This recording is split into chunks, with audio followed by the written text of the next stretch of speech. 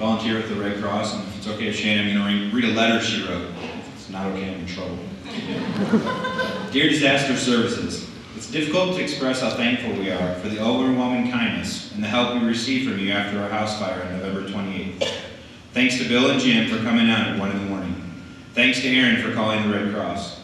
Your assistance provided comforts to our children and ourselves, and for that we cannot thank you enough. Your kindness will always be remembered. That note was written by Shannon after the fire damaged her home in Hopedale. Shannon's family is just one of over 300 families that the local Red Cross here in the Peoria area helped last year. Shannon, can you tell us a little bit about your family? I've got 3 boys. There is Ethan, he's 11. Shay is 6. And Gage is 2. And I'm also married and have a husband named Eric. We don't need to know how old he is. The night of the fire, tell us a little bit about what happened. How did you realize your house was on fire? Well, I didn't realize the house was on fire. I was sitting, getting ready for work, putting my kids to bed, and the power went out. And my husband has a second job that he works in town.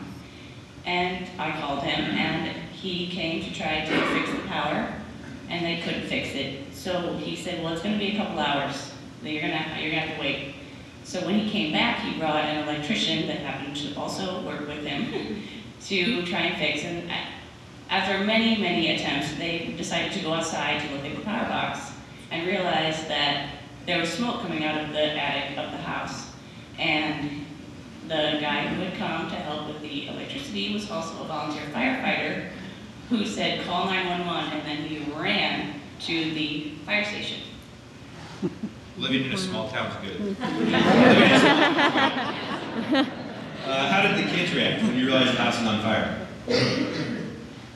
Well, how did all of us react? I mean, none of us really reacted. My husband and I walked around and didn't do anything. And one of my kids was sleeping, one of my kids was spending the night at a friend's house, and one was afraid. And it wasn't until the police officer showed up and asked if I had the children out of the house that I went in to get them, and they were very upset. It was scary. And the 2-year-old came directly out of the bed, and the 6-year-old was sitting in the middle of the sidewalk crying with his blanket when the emergency services showed up. All right, so we have the kids out of the house now. Yeah. You got firefighters coming and police officers, and how long did that process take once they got kind of the fires under control, or how long did that process take? I think we called them at 9, and then we were leaving at about probably 12:30 in the morning. Okay. If it's like a lot of fires, once the fire department gets in that process, they pull the power, then what happens? You know, what happens is it's 12:30 at night now, you're at home, you can't go back in the house. What'd you do? Well, when we first left the house, they put us in an ambulance because we weren't dressed warmly enough for how cold it was outside.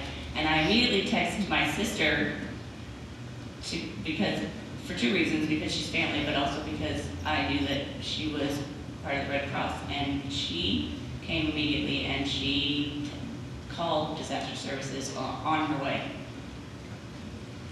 So you called the Red Cross, and it's, like I said, 1 in the morning. This is typical. These are when the fires happen. They don't happen at 2 o'clock in the afternoon when it's 70 and sunny. They happen when it's 4 in the morning and cold and rainy.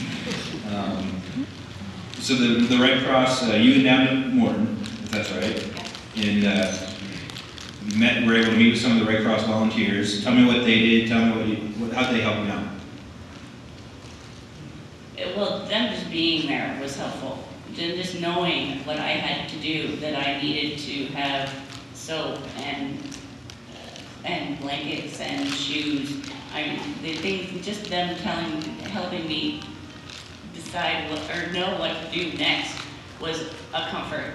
And the children had been so upset, and they were so excited to get just some toys and some stuffed animals and some blankets. And then we sat and talked with Jim and Bill for a long time, and they offered so much assistance to us. But monetarily, they gave us money for shoes and clothes and food, anything that we would need. And it was so helpful because we did not have that until probably 2 days later because of the insurance. And that's what the Red Cross does on the fire emergency assistance is help people start making that plan.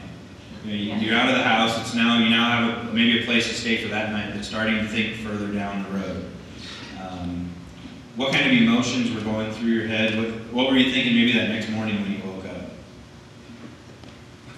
Well, even that night, I mean, I was talking to insurance on the phone and they were asking me about what happened and I didn't know. I would have been in an ambulance and sitting with my kids, and it was Erin that was telling me what to say to him, and she says, "Oh, your ceiling's falling in," and I thought, "Oh, my ceiling's falling in."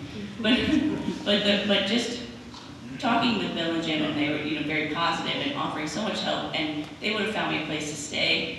They offered me mental assistance. They offered anything that our family could possibly want, and it was humbling, and I really appreciate it.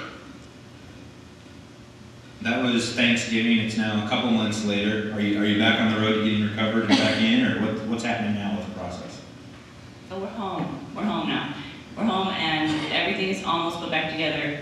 There was a cleaning company that came in and took all our stuff, and it's coming back, and I'm just basically moving back into my house that's been remodeled. So the end is a good thing, and the kids are so much happier, and they did get to be home for Christmas. We made sure they could be there, so everything turned out okay. Good. Well, thank you for sharing your story.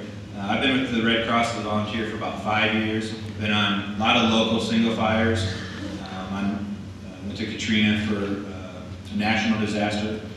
It's a lot of stories like this that help the volunteers, and we want to say thank you for your assistance as United Way to help make us not only on the national scene, but a lot of local assistance to local families. So thank you.